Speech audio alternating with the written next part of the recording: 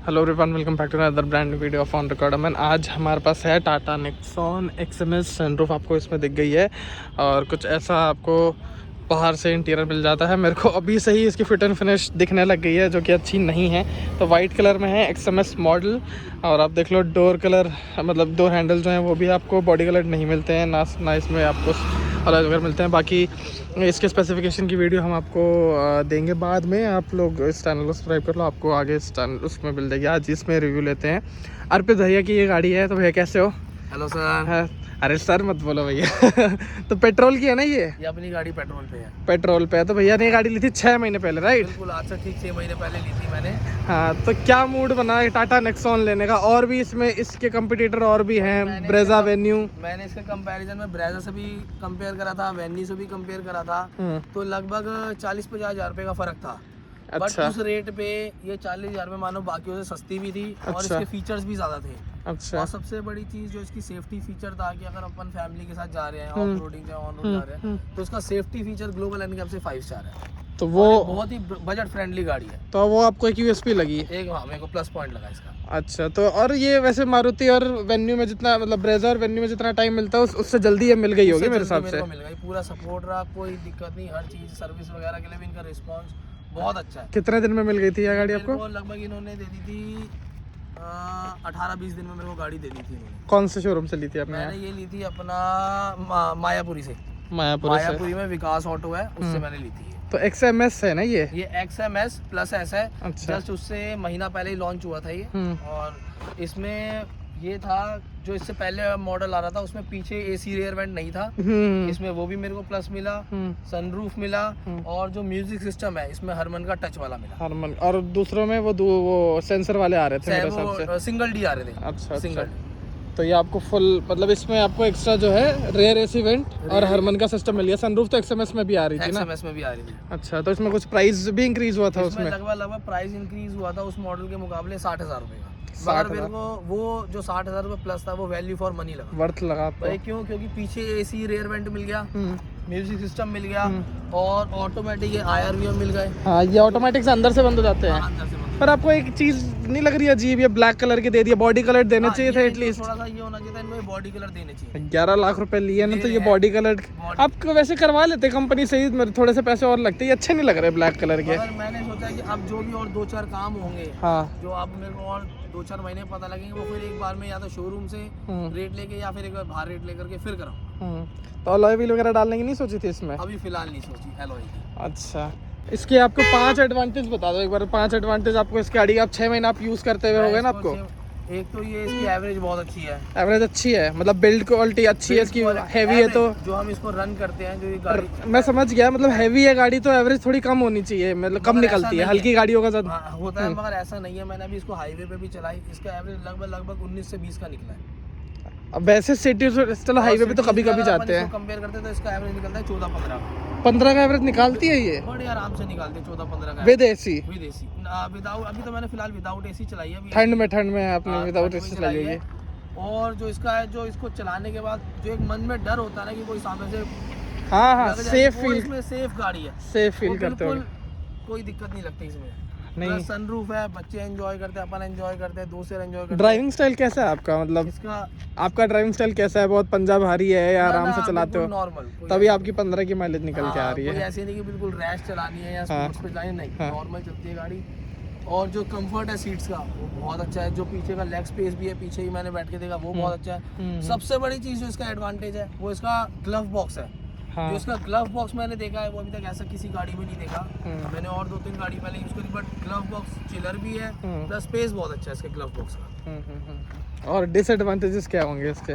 Disadvantage इसका एक ही है कि जब अपन गाड़ी चलाते हैं ना, तो जो इसका ये जो पिलर जा रहा है, इसकी वजह से जो साइड में बंदा खड़ा होगा साइकिल या बाइक पे, वो ब्लाइंड स्पॉट बना देता है इसका। क्योंकि ये हैवी के चक्कर में उन्होंने बहुत ब्रॉड कर रखा है। थोड़ा सा आपको लेफ्ट हैंड साइड पे पुश होना पड़ता है देखने के लिए। हाँ, ठीक है। ये थोड़ा इसका है। और बाकी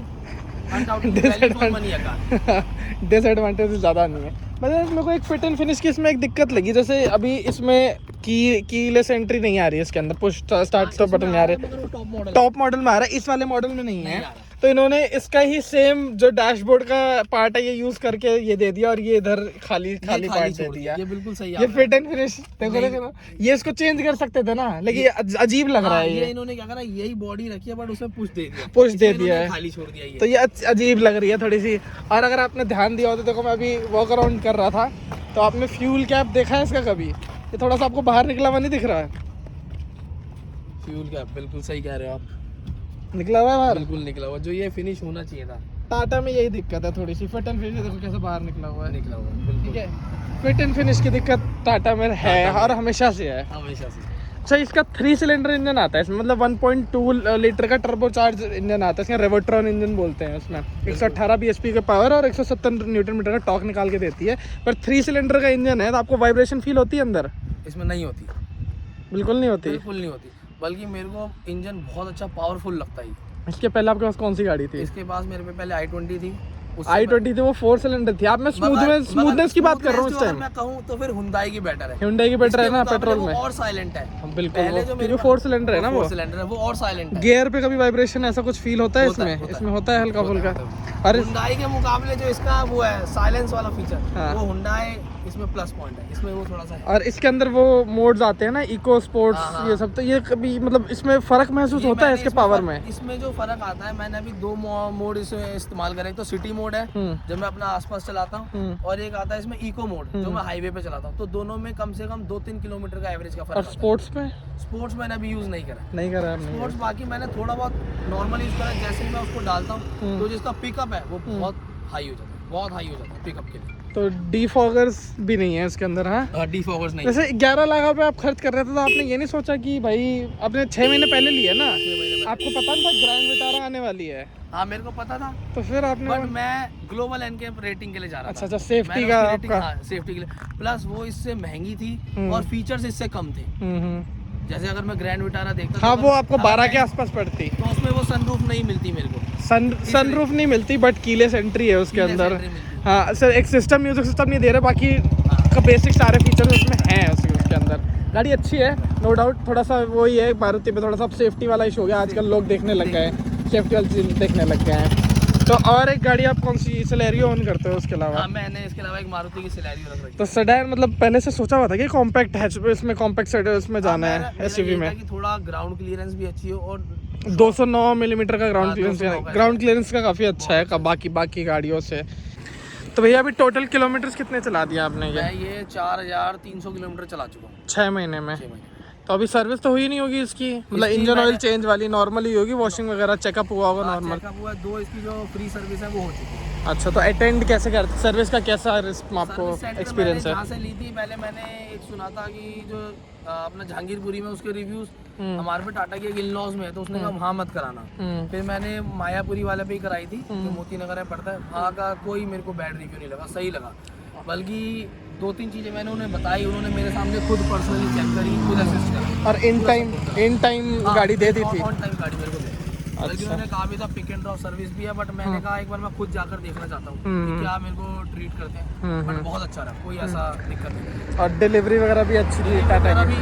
सब बहुत बढ़िया थी। इन्होंने जो भी होता था अपना सेरेमनी वगैरह और जो रिबन वगैरह था, केक कटिंग, सारा इन्होंने मेरे से कराया। कहाँ ले गए उस गाड़ी को अभी? मैं इसको जयपुर ले गया हूँ, और शिमला में ऊपर नाल डेरा है वहाँ ले जा चुका हूँ, और खाटू श्याम जी ले जा चुका हूँ, वृंदावन ले जा चुका हूँ। बर्फ थी उस टाइम शिमला में? नहीं, शिमला में नाल डेरा में अभी होकर आया हूँ, बट अभी कोई बर्फ नहीं थी। कुफरी में बर्फ थी, बट मैं वहाँ नहीं गया। अच्छा, मैं नाल डेरा बुक करा। विद फैमिली गए थे? हाँ, मैं विद फैमिली गया। तो उनको कैसा, मतलब अच्छा सपोर्ट, कंफर्ट लगा? मैं ऑफ रोडिंग पहली बार ले गया था इस गाड़ी को, अभी जब से ली है, बट बहुत अच्छा एक्सपीरियंस है। तो आपने नॉन स्टॉप कितने किलोमीटर चलाई है? मैंने नॉन स्टॉप इसको चलाई थी, नाल डेरा 380 है, मैंने 190 पे ब्रेक लिया था, जो ब्रेक लिया था 190 पे लिया था। तो 190 आपने नॉन स्टॉप चला रखी है। वो आपको कभी ऐसा बैक पेन वगैरह कुछ महसूस? कोई भी ऐसा इशू नहीं, कोई भी दिक्कत नहीं लगी। मैं देख रहा हूँ इसके अंदर आपने सीट कवर्स वगैरह नहीं लगवा रखी, रीजन? मैंने अभी इसमें नहीं लगवाया क्योंकि मैंने बकेट सीट कवर पता करे थे, तो उन्होंने कहा था कि ये सीट कवर फाड़े जाएंगे। हाँ, फटते हैं। तो मैंने कहा फिर ऐसा है, मैं जब इसको 1-1.5 साल यूज़ कर लूँगा, जब ये फट नहीं है तो इसको 1-1.5 साल पहले इसको यूज़ कर लूँ, वसूल कर लूँ, फिर मैं बकेट के लिए जाऊँगा। वैसे सही है इनकी, कंफर्ट वगैरह बहुत अच्छा है, डार्क कलर दे रखा है, बॉडी कलर मैच्ड है, कोई ऐसा दिक्कत नहीं है। आपको वैसे इंटीरियर क्वालिटी लगती है इसकी? इंटीरियर क्वालिटी बहुत अच्छी लगती है।